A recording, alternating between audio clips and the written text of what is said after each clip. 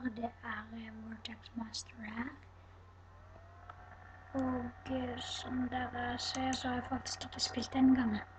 Jeg trykker inn på den der sleepsen, jeg skjønte ikke hva det var. Så jeg har bare kommet litt til treningsstedet, og det er sånn sannsynligvis det er litt kjedelig som jeg trener, så jeg kommer til å gjøre litt trening off-cam.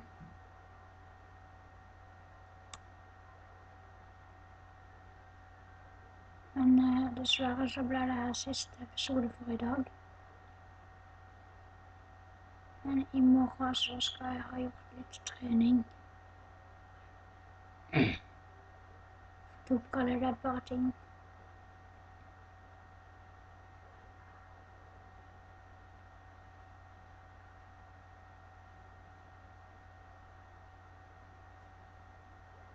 Sånn.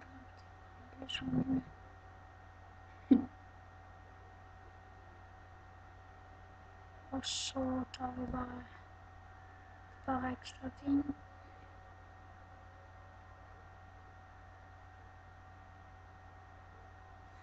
I dag til å dra bare ekstra kroner. Så du kan få litt penger.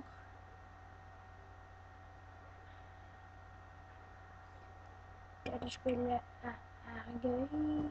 Dette spillet er ikke gøy, men det er bare gøy. Sånn så.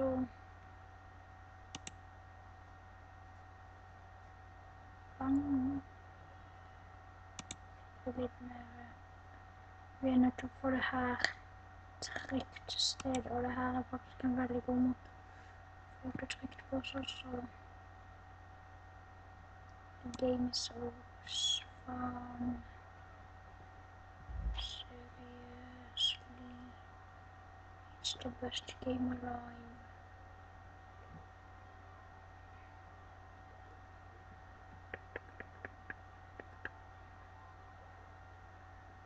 Det spillet her er sånn spill man kan sitte med en god stund og sånn. Så det er alltid gøy å ha noen sånne spill.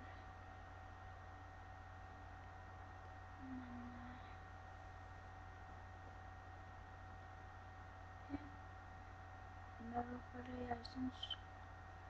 Men det er så smart.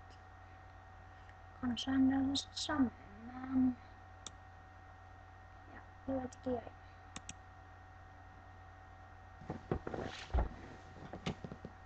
Jeg vet at det her er sannsynligvis min favorittserie. Det er den jeg liker å spille mest også. Men ja, fordi den er best.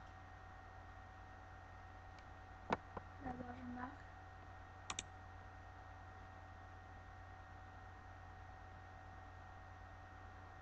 Så jeg liker best å ta den er bedre enn cleanup. Det går mye raskere, man tjener mer, og den er litt kjedeligere. Men det må jeg da tåle. Først vil være konsert, kjedelig moment. Noen ganger, ikke bare noen.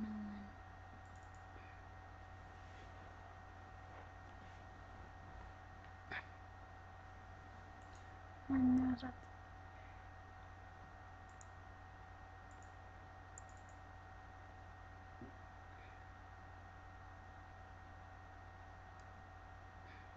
Jeg synes virkelig at det er gøy, jeg kommer til å fortsette med det til vi har klart spillet.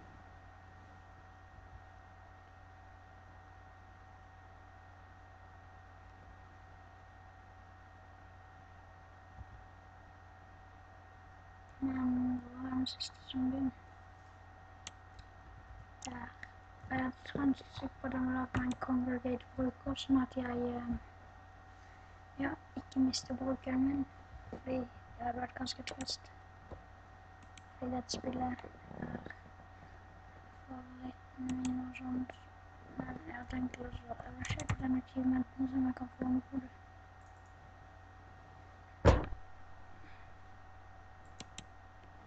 Det er greit. Ja, jeg tror bare at etter denne videoen skal jeg lage meg en bruker. Så skjønner du.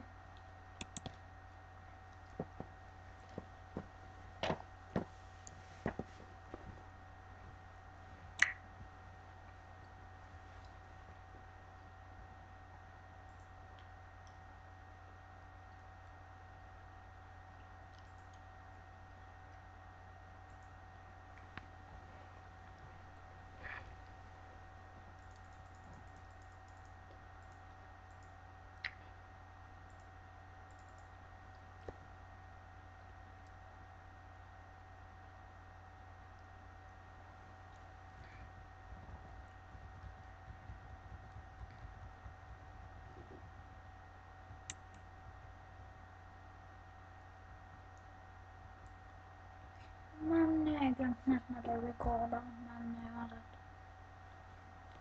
Spillet er gøy. Ok, jeg må slutte å si det. Det har bare vært en spøk hele tiden. Spillet er gøy, men det er gøy å være si gøy hele tiden. Men uansett, si til meg hvis det er noen andre spill der jeg skal spille. Foreløpig så har jeg bare spilt på en sånn tullespill. Jeg har ikke spilt med sånn seriøst, sånn liksom COD eller GTA eller noe.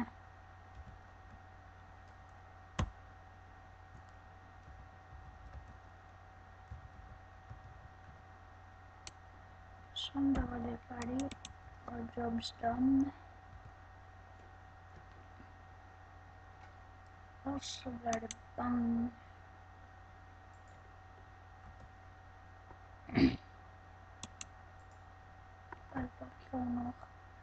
Jeg tror vi skal slutte denne episoden tidlig, så neste gang jeg er tilbake, så har jeg ganske masse stuff. Mitt navn har vært Vortex Master. Vi ses igjen. Goodbye.